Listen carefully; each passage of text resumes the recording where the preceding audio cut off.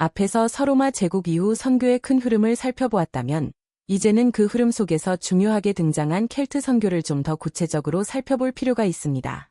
서로마 제국이 약화되고 서유럽의 정치 질서가 흔들리던 시기에 선교는 로마 제국의 중심 도시들에서만 이어지지 않았습니다. 오히려 제국의 중심부에서 떨어져 있던 켈트 지역의 교회들이 복음을 받아들이고 다시 다른 지역으로 복음을 전하는 공동체로 세워졌습니다. 켈트 선교를 이해하려면 먼저 켈트 지역이 어떤 상황에 있었는지를 알아야 합니다. 켈트족은 게르만족의 일파가 아니라 독자적인 언어와 문화와 종교 전통을 지닌 별개의 민족권이었습니다. 이들은 브리튼 섬과 아일랜드, 스코틀랜드, 요일스, 갈리아 일부 지역을 중심으로 살아왔습니다. 이 가운데 브리튼과 갈리아 일부 지역은 로마 제국의 영향을 받았지만 아일랜드와 같은 지역은 로마의 직접 지배를 받지 않았습니다. 이 점은 켈트 선교를 이해하는 데 중요합니다. 로마 제국 안에서 기독교가 확산될 때 복음은 주로 도시와 도로망, 행정체계, 제도화된 교회를 통해 전해졌습니다. 그러나 아일랜드와 같은 켈트 지역은 이러한 로마 제국의 질서 밖에 있었습니다. 다시 말해 이곳의 기독교화는 로마 제국의 중심부에서 자연스럽게 흘러들어온 결과라기보다 그 지역의 언어와 문화, 부족 공동체 구조 안에서 새롭게 받아들여진 과정이었습니다. 켈트 사회는 도시 중심의 로마 사회와 달리 부족 공동체와 지역 지도자를 중심으로 움직였습니다. 사람들은 혈연과 부족 관계 안에서 살아갔고 기존의 종교 전통과 상징도 공동체 생활 깊숙이 자리하고 있었습니다. 따라서 이들에게 복음이 전해질 때에는 개인 한 사람의 효심만이 아니라 공동체 전체가 새로운 신앙을 어떻게 이해하고 받아들이는지가 중요했습니다. 켈트 선교는 바로 이러한 사회적 배경 속에서 이루어졌습니다.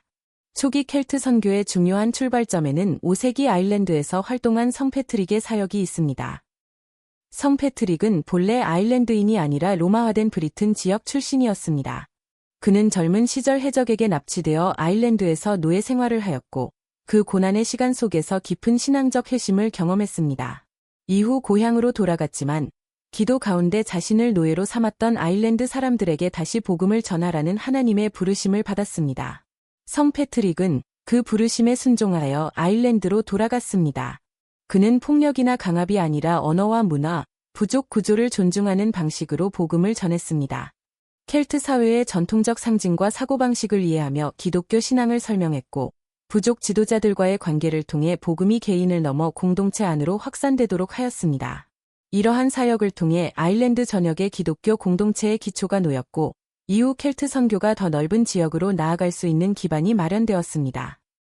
이후 켈트 기독교는 복음을 받아들이는 공동체에 머무르지 않고 복음을 전하는 선교 공동체로 성장해 갔습니다. 이 과정에서 중요한 역할을 한 것이 수도원 공동체였습니다.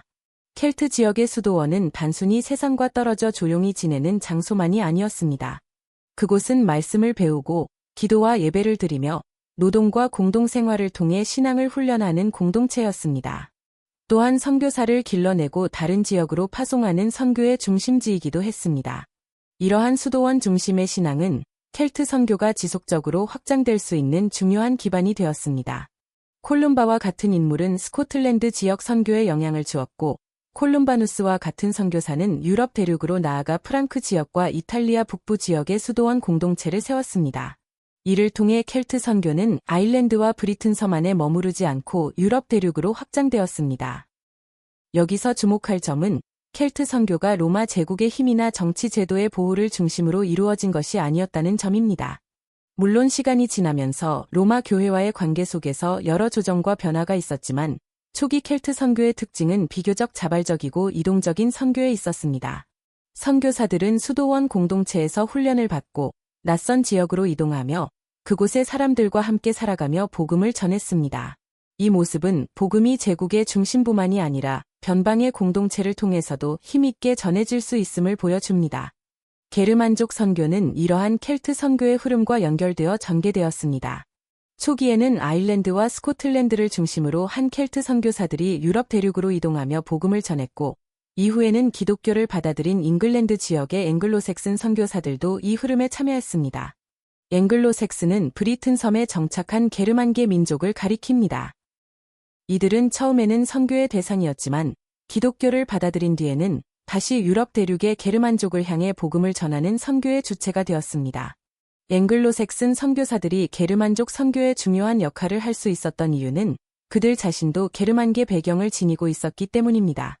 이들은 대륙의 게르만족과 완전히 동일한 집단은 아니었지만 언어와 문화 면에서 일정한 연결성을 가지고 있었습니다. 동시에 이들은 이미 기독교 신앙과 교회 전통 안에서 훈련받은 사람들이었습니다. 이러한 배경은 앵글로색슨 선교사들이 게르만족 세계의 복음을 전하는 데 중요한 통로가 되었습니다. 이후 로마 교회의 지도력과 프랑크 왕권의 영향이 커지면서 게르만족 선교는 점차 제도적인 성격을 띠게 되었습니다. 여기서 말하는 로마 교회는 동로마 제국을 가리키는 것이 아니라 로마 주교를 중심으로 한 서방 교회를 뜻합니다. 프랑크 왕권은 서로마 제국 이후 서유럽에서 강한 정치 세력으로 성장한 프랑크 왕국의 통치 권력을 가리킵니다. 프랑크족 역시 게르만계 민족이었지만 왕국 차원에서 기독교를 받아들이고 로마 교회와 협력하면서 서유럽 기독교 세계를 형성하는 데 중요한 역할을 하였습니다. 초기 선교가 수도원과 선교사들의 이동을 중심으로 이루어졌다면 프랑크 왕권이 결합한 이후의 선교는 왕국의 통치 질서와 교회 제도의 확립 속에서 진행되었습니다. 여기서 말하는 교회 제도의 확립은 훗날 교회가 권력화되고 부패한 모습을 가리키는 것이 아닙니다. 이 시기에는 선교 지역의 복음이 지속적으로 뿌리내릴 수 있도록 교구를 정비하고 성직자를 세우며 예배와 세례와 신앙 교육이 이어지도록 기본 질서를 마련하는 의미가 컸습니다. 로마 교회는 선교 지역의 교구와 성직 체계를 세우며 교회를 정비하려 했고 프랑크 왕권은 기독교를 통해 여러 부족과 지역을 하나의 질서 안으로 묶고자 했습니다. 이 과정에서 선교는 복음을 전하는 일에 머무르지 않고 교회 조직을 세우고 사회 질서를 새롭게 구성하는 일과도 연결되었습니다. 그러나 교회가 왕권과 가까워지면서 선교가 안정적으로 확장된 장점과 함께 정치 권력에 의존하고 제도 자체가 목적이 될 수 있는 위험도 함께 생겨났습니다. 이 흐름 속에서 대표적인 인물로는 8세기 게르만 지역에서 활동한 성 보니페이스를 들 수 있습니다. 보니페이스는 앵글로색슨 출신 선교사로 로마 교회와 긴밀한 관계 속에서 게르만 지역 선교를 감당했습니다. 그는 게르만 지역에서 우상 숭배의 상징으로 여겨지던 도나르의 참나무를 베어내는 상징적 행위를 통해 기독교 신앙을 선포했습니다. 이 사건은 단순히 이교 신앙을 부정하는 행동이 아니라 기존 종교 질서의 중심을 해체하고 그 자리에 교회 공동체를 세우려는 선교적 의미를 지니고 있었습니다. 성 보니페이스는 개인의 개종만을 목표로 하지 않았습니다. 그는 우상 숭배의 중심이던 장소를 기독교 예배의 공간으로 전환하고 교구 조직을 정비하며 성직 체계를 세워갔습니다.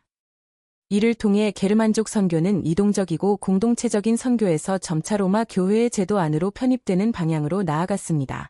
이러한 변화는 이후 프랑크 왕권과 결합한 기독교화 정책으로 이어졌고 선교가 교회 제도와 정치 권력의 영향 속에서 확장되어 가는 중세 초기의 특징을 보여줍니다. 이처럼 켈트 선교와 게르만족 선교는 분리된 두 사건이 아니라 서로 이어진 하나의 선교 흐름으로 이해할 수 있습니다. 켈트 선교는 서로마 제국 이후 제국의 중심부가 약해진 상황 속에서 변방의 교회들이 선교의 주체로 세워진 사례였습니다. 그리고 게르만족 선교는 그 흐름이 유럽 대륙으로 확산되며 로마 교회와 프랑크 왕권의 영향 아래 점차 제도화되어 간 과정이었습니다. 이 단원에서 기억해야 할 핵심은 이것입니다.